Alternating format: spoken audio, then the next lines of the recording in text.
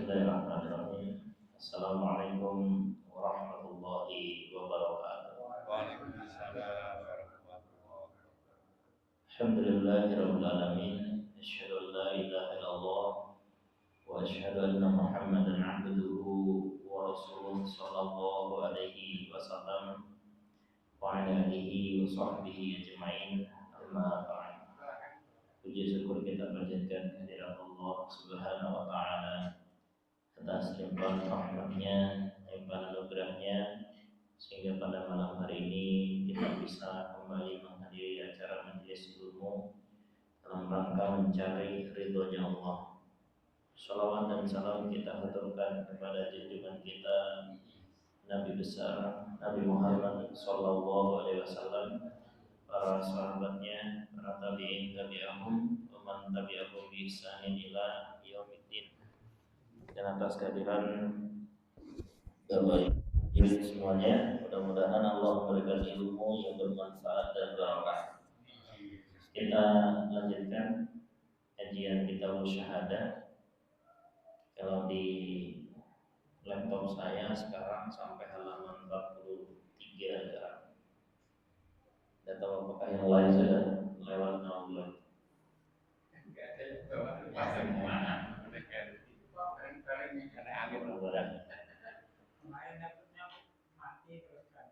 Oke, ganti buku ya. Kemarin terakhir kita sudah membahas syarat-syarat syahadat. Syarat syahadat yang kedua, syarat kepada Nabi Muhammad. Syarat kepada Nabi Muhammad yang pertama adalah tasdiqu fima akhbar, membenarkan apa yang dikabarkan, sudah. Iya. Terus yang kedua itu mentaati apa yang diperintahkan, sudah belum? Belum ya? Nah, berarti sekarang adalah syarat syahadat kedua. Di syahadat itu ada dua, makanya kita sebut syahadatain. Ya dan nun itu menunjukkan dua. Jadi syahadat itu ada dua, syahadatain. Syahadat asyhadu an la ilaha illallah, itu syahadat yang pertama punya syarat sendiri. Ya. Syahadat yang kedua asyhadu anna Muhammadan 'abduhu wa rasuluhu juga punya syarat sendiri. Kalau syarat syahadat kepada Rasulullah yang pertama kemarin adalah membenarkan ya, apa yang dikabarkan oleh Rasulullah. Ya, tasdiquhu fima akhbar, membenarkan apa yang dikabarkan.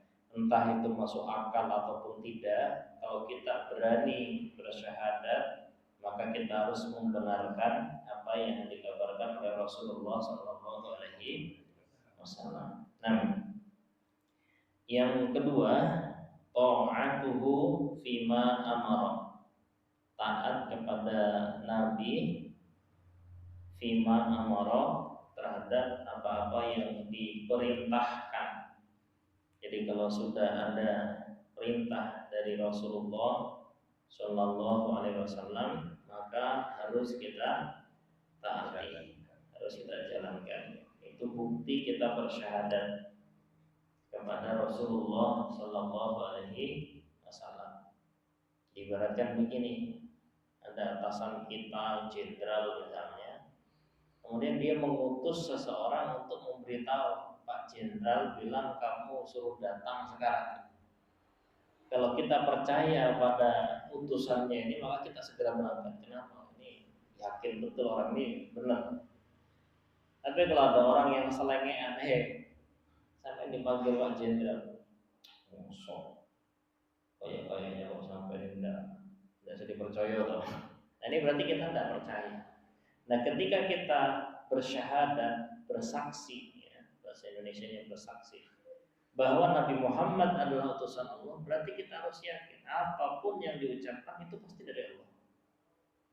Allah berfirman, "Ma yantiqu 'anil hawa." Nabi Muhammad itu tidak pernah berbicara sesuai keinginannya, tapi dia berbicara itu adalah wahyu dari Allah. Nah, wahyu itu kadang-kadang berupa Al-Quran yang lafaznya berasal dari Allah, kadang-kadang berupa al-hadis yang lafaznya dari Rasulullah Sallallahu Alaihi Wasallam. Jadi hadis itu juga wahyu, Bapak Ibu sekalian. Hadis itu juga wahyu. Bedanya kalau Quran itu dari Allah secara lafaz sekalipun, nah, kalau hadis itu lafaznya dari Rasulullah Sallallahu Alaihi Wasallam. Nah, haddatsana Yahya ibnu Yahya akhbarana Al-Mughirah ibnu Abdurrahman Al-Hizami an Abi Zinad an Al-A'raj an Abi Hurairah an Nabi sallallahu alaihi wasallam qala, Nabi bersabda, man ata'ani faqad ata'a Allah. Siapa saja yang taat kepadaku, maka sungguh dia telah taat kepada Allah. Jadi taat Nabi jangan sampai nanti Nabi nyuruh Allah enggak. Jangan punya pikiran seperti itu. Kalau sudah kita meyakini Nabi itu adalah utusan Allah, berarti mentaati Rasulullah sama dengan mentaati Allah. Wa may ya'sini faqad asallah. Dan barang siapa yang menentangku, ya, maksiat itu artinya menentang. Barang siapa yang menentangku, maka sungguh dia telah menentang Allah.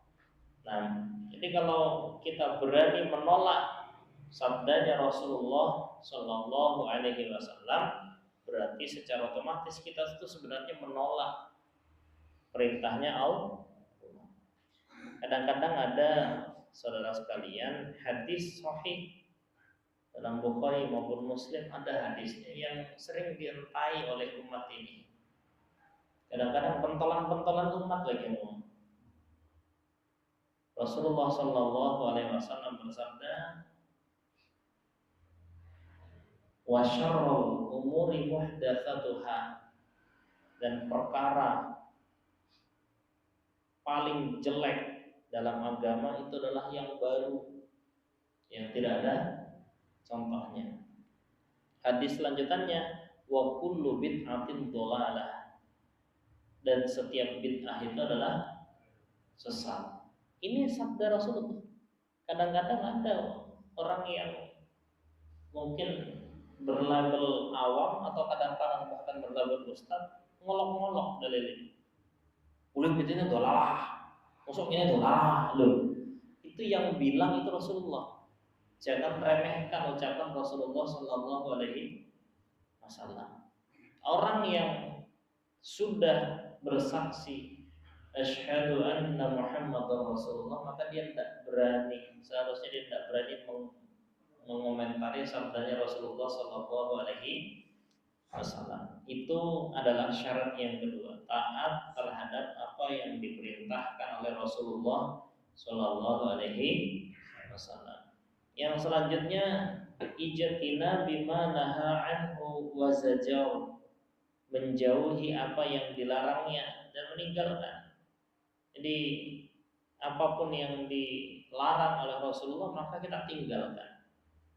Jangan sampai mengatakan itu kan hadis, ya, tidak apa-apa kalau hadis itu, yang penting bukan Quran. Jangan begitu.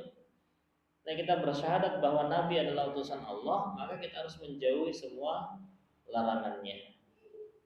Al-Miqdam ibni Ma'di Karib qala Rasulullah sallallahu alaihi wasallam, ala hal asa rajulun yablughu al-hadithu anni wa huwa muttaqiun ala arikati. Ingatlah, ya, barangkali atau suatu saat nanti ada seorang laki-laki yang ada hadis yang sampai kepadanya. Hadis itu dariku. Wa huwa muttaqiun ala arikati, dan dia bersandar di atas kursinya. Wa yaqul, maka dia berkata, bainana wa bainakum kitabullah, di antara kami dan kalian ada kitabnya Allah, Al-Qur'an. Fama wajadna fihi halalan istahlalnahu, apa yang kita jumpai halal di Quran yang kita halalkan. Wa ma wajadna fihi haraman haramna, dan apa yang kita jumpai haram dalam Al-Quran, maka kita haramkan. Artinya orang ini tidak mau mengharamkan apa yang haramkan oleh Rasulullah, ya, kalau tidak ada ayatnya, ya, tidak mau mengharamkan apa yang diharamkan Rasulullah kalau tidak ada ayatnya.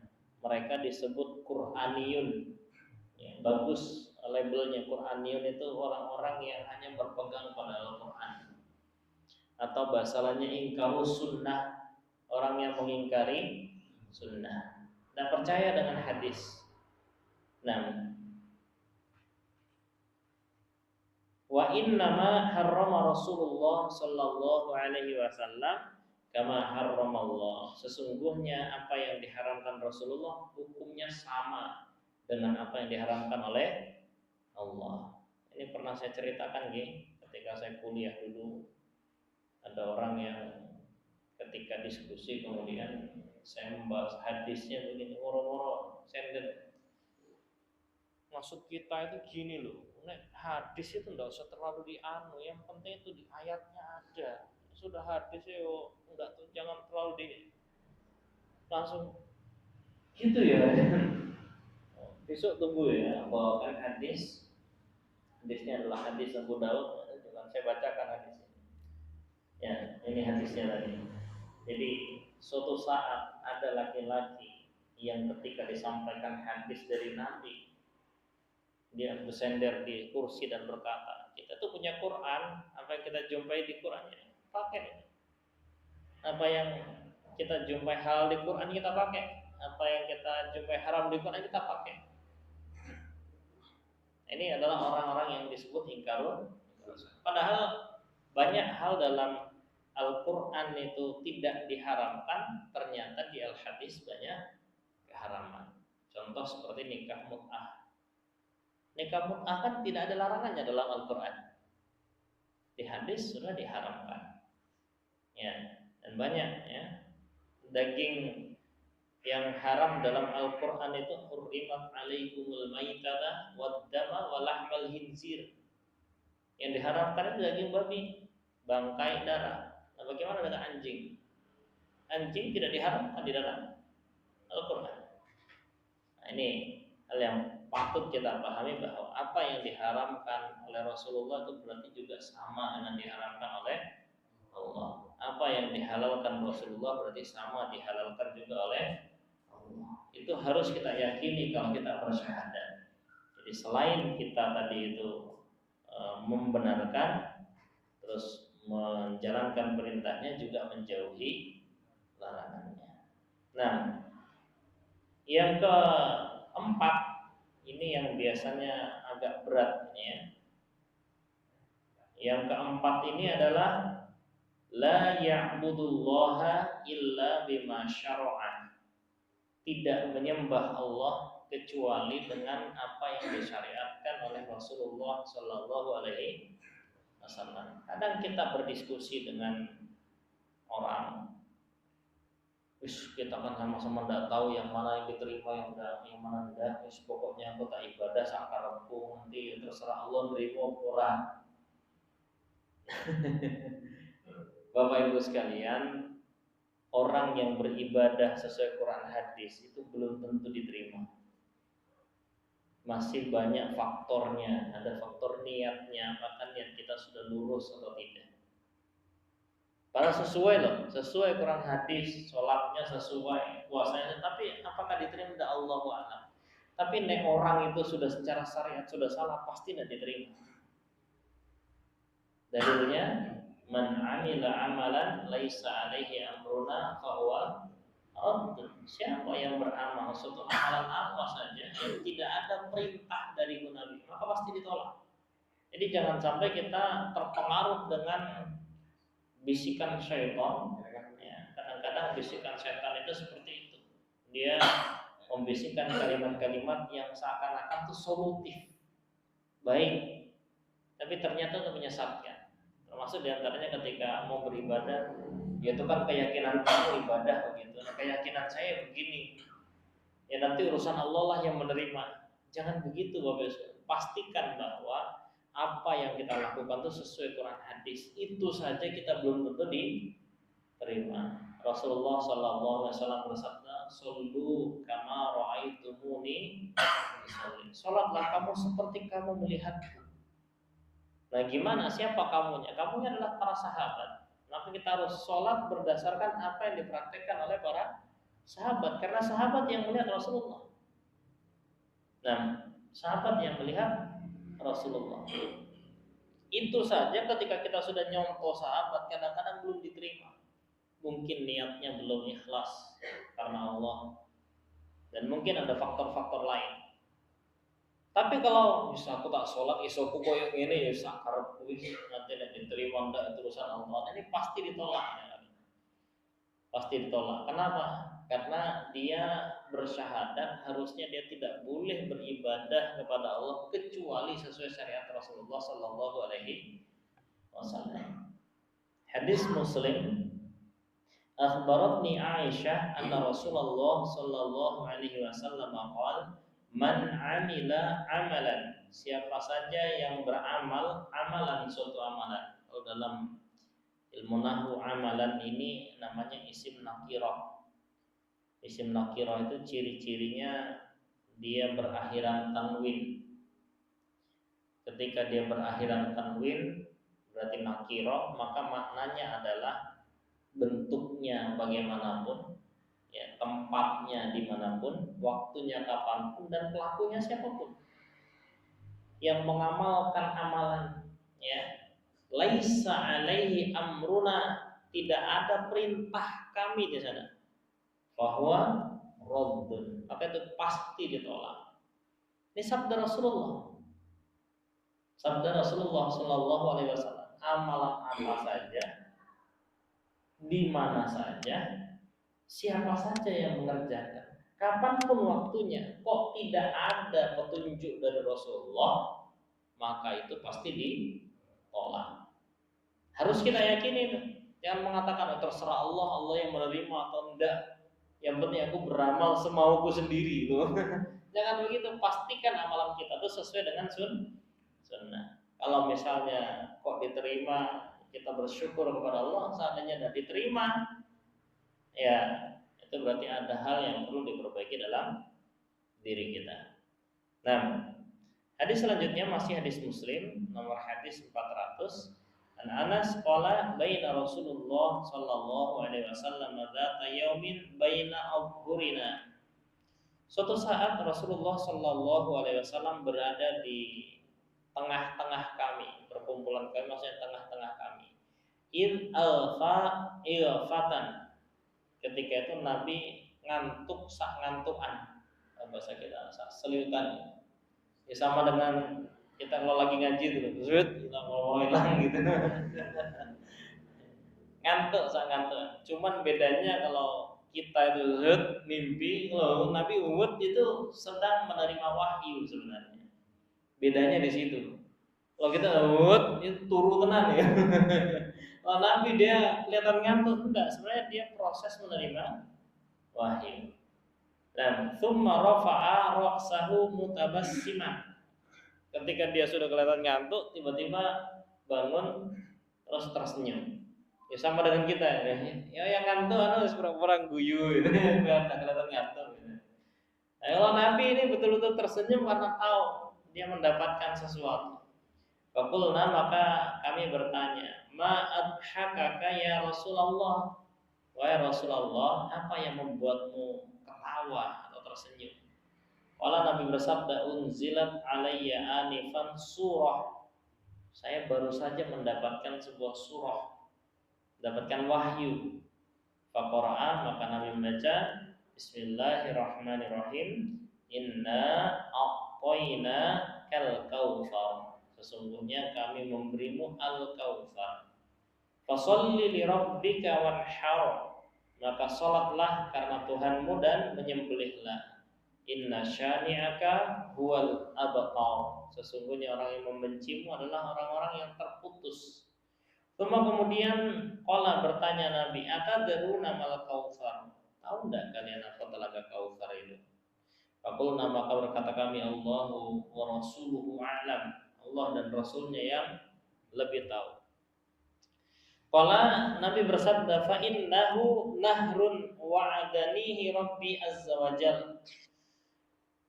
Telaga Kausar itu adalah sebuah telaga yang dijanjikan Tuhanku kepadaku. Masing-masing nabi itu akan diberi telaga masing-masing untuk dia minum bersama umatnya.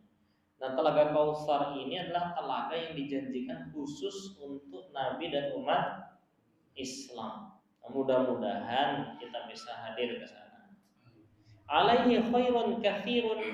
Ya, di sana ada banyak kebaikan. Huwa haudun taridu alaihi ummati yaumal qiyamah. Itu adalah sebuah telaga yang akan didatangi oleh umatku di hari kiamat. Aniyatuhu adadan nujum.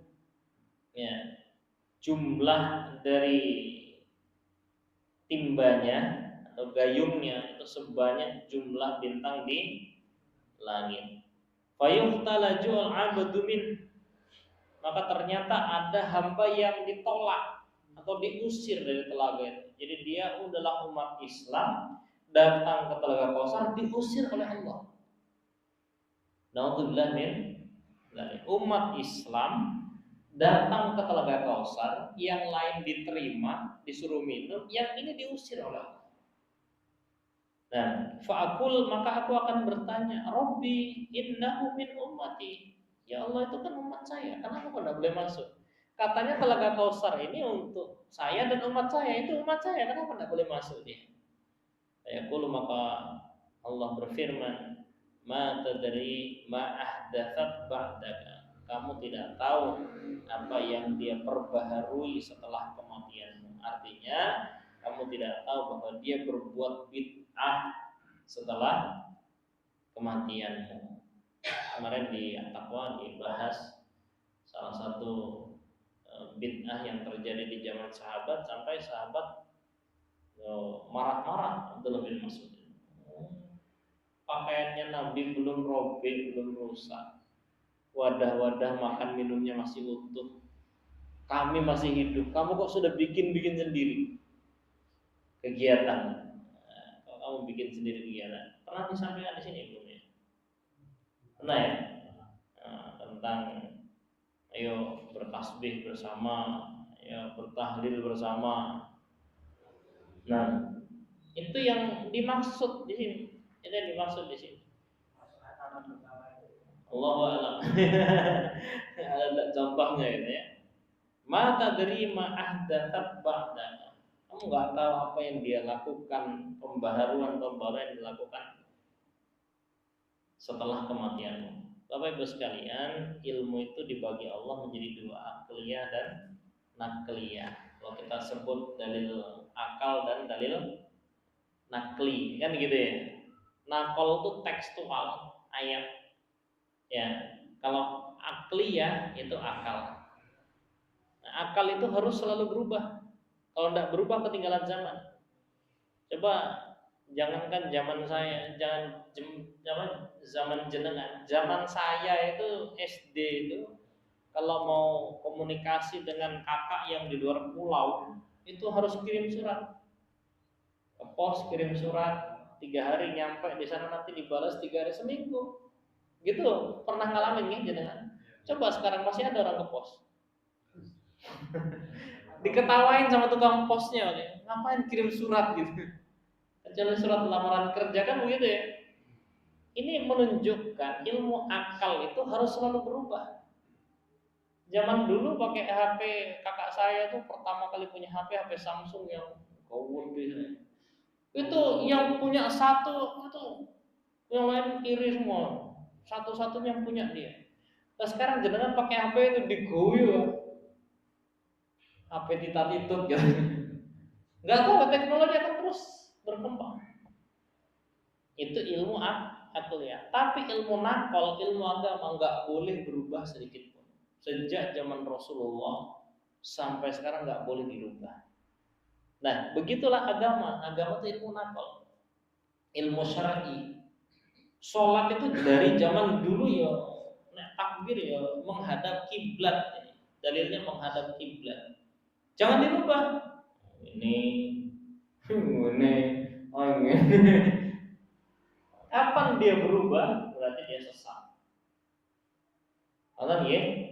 Nah, maka dalam segi kita mengikuti ilmu agama harus kita lihat ada dasarnya. Jangan dirubah dari dasar yang ada. Kenapa?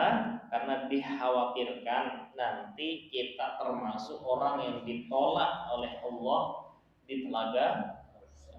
Padahal orang yang ditolak Allah ke telaga Kausar itu semua kemana kalau tidak ke neraka? Pasti masuk neraka sih. Meskipun mungkin tidak kekal, tapi paling paling tidak ya nyicipi neraka. Nauzubillah min dzalik.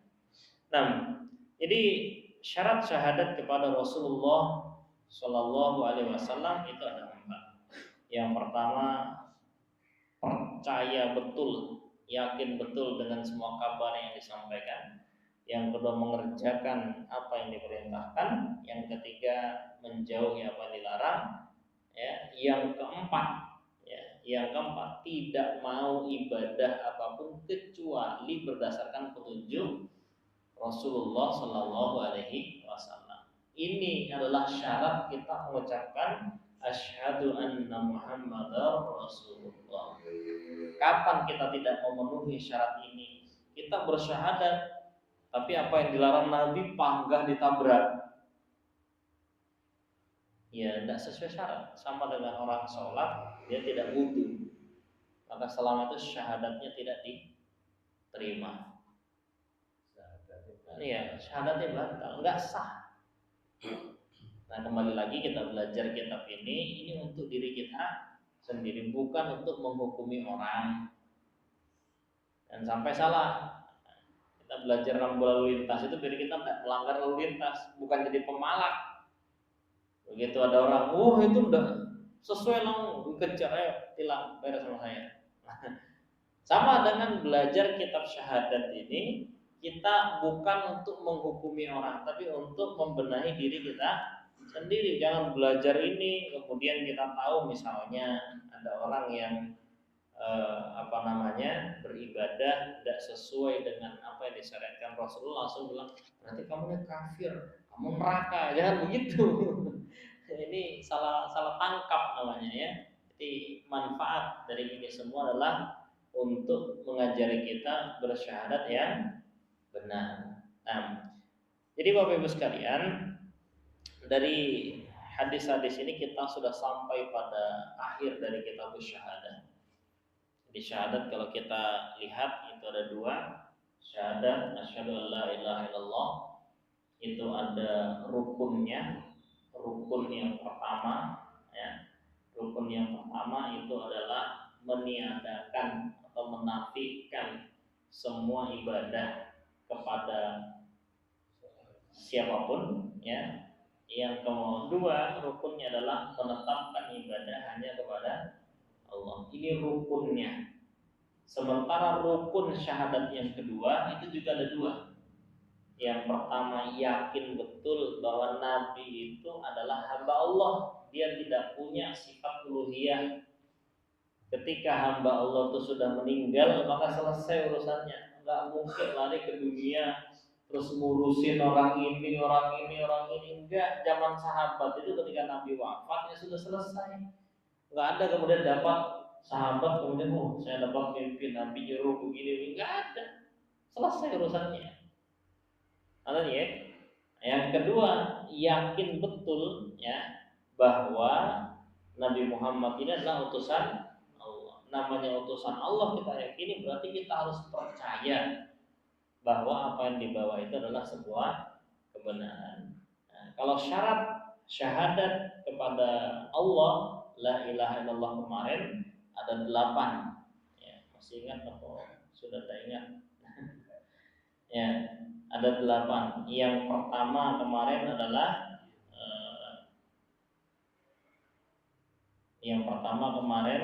syahadat kepada Allah adalah al-ilm, tahu ilmunya. Kita itu banyak yang tidak kenal Allah, maka jangan pernah mengucapkan sesuatu tentang Allah kalau kita nggak tahu dalilnya. Ya, termasuk diantaranya mengucapkan kalimat-kalimat nama Allah yang kita nggak tahu dalilnya. Saya pernah mendengarkan orang berdoa di sebuah forum, ya Allah yang Maha Jaya. Maha Jaya, piye maksudnya? Indonesia Jaya, Allah Maha Jaya. Kalau ada ndak dalilnya yang menyebutkan Allah itu Maha Jaya? Gitu. Nah, kalau tidak ada dalilnya, jangan sebut nama Allah dengan sesuatu yang Allah tidak menerangkan dirinya seperti itu. Itu yang pertama, al-ilm. Nah, Asmaul Husna itu jelas ya, buahnya ya. Dan yang kedua, al-yakin. Kita betul-betul yakin dengan apa yang kita ucapkan, yaitu syahadat bahwa tidak ada Tuhan selain Allah. Yang ketiga adalah ikhlas. Kita mengucapkannya betul-betul karena mencari ridhonya Allah, memurnikan niat. Yang keempat adalah as-sidq, atau membenarkan apa yang difirmankan Allah. Yang kelima, mahabbah, mencintai Allah.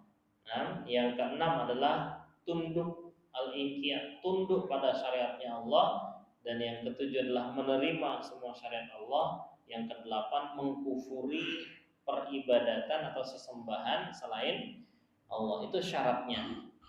Kalau syarat syahadat yang kedua, ya, syarat syahadat yang kedua itu adalah yang pertama, ya, membenarkan semua yang dikabarkan oleh Rasulullah. Yang kedua, melaksanakan perintahnya. Yang ketiga, menjauhi larangannya. Yang keempat, beribadah hanya sesuai dengan syariatnya. Ini sudah lengkap rukun syahadat 1 dan 2 sudah, syarat syahadat 1 dan 2 sudah. Paling tidak ilmunya itu sudah bagus. Nah, sekarang kita masuk ke nawaqidus syahadah. Nawaqidus syahadah itu ada kitabnya sendiri sebenarnya, namanya Nawaqidul Islam. Nah, Nawaqidul Islam ini saya kutip, saya jadikan di sini Nawaqidus syahadah, karena syahadat itu tanda kita masuk Islam. Kalau syahadat kita rusak, berarti kita keluar dari Islam. Sekali lagi Bapak Ibu sekalian, mengenai nawaqidus syahadah ini, atau yang di buku lain, di kitab lain namanya Nawaqidul Islam, ini jangan disalahgunakan. Nawaqidus syahadah ini adalah untuk membentengi diri, bukan untuk menyerang orang lain. Dan belajarnya harus benar. Saya pernah cerita di sini tentang saya di Anyak ketika di sebuah perjalanan ada orang nanya, kerjanya apa Ustaz? Saya guru PNS. Mudah-mudahan Allah dalam memberikan hidayah dan segera bertaubat. Kaget saya. Nanti saya orang sesat ya. Hanya gara-gara jadi PNS sesat ya.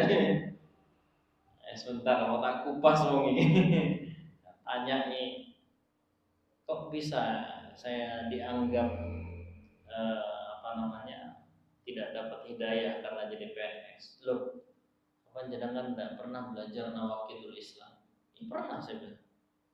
Di situ kan sumpah PNS sama dengan berarti mengabdi kepada Togut. Negara ini kan negara Togut kan? Oh, gitu maksudnya. Berarti PNS, TNI, Polri itu dianggap sebagai Togut. Ngomong ini perlu diajak diskusi mendalam. Saya belajar Nawaqidul Islam, belajar di mana? Sudah selesai. Sudah baca muqaddimahnya? Enggak. Bisa baca Arab gundul?